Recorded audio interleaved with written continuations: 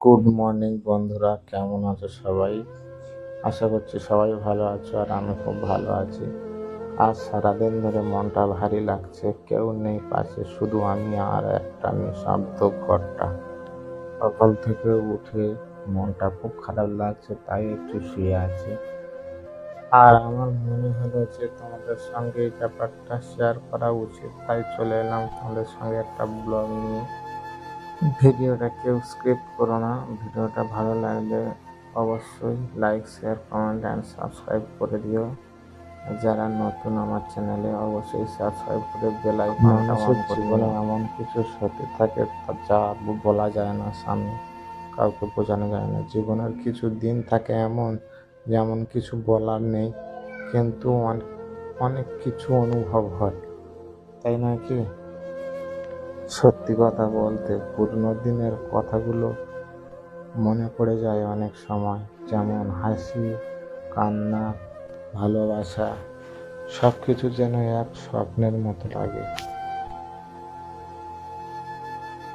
আর তাই সেই স্বপ্নের পাতাগুলো আজ আমি একটু একটু করে পাতা উল্টে উল্টে দেখছি।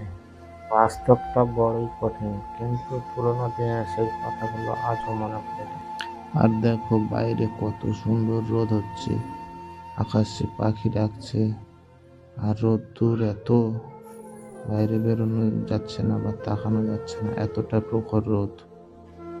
এই রোদ যেন আমার মনের কথা বলছে। কেউ বোঝে না, কেউ শোনে না, শুধু প্রকৃতি বোঝে।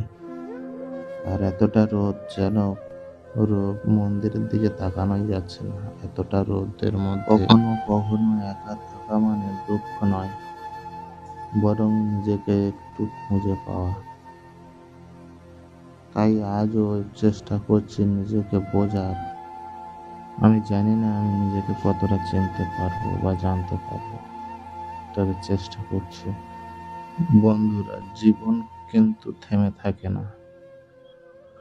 কিছু কিছু মুহূর্ত চিরদিন মনে থেকে যায়, আর সেটা মনের গভীরে করতে থাকে।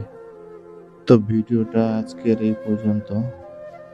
ভিডিওটা ভালো লাগলে অবশ্যই like, share, comment and subscribe করে দিও। ভালো লাগলে অবশ্যই পাশে থেকে ভালোবাসা দিও।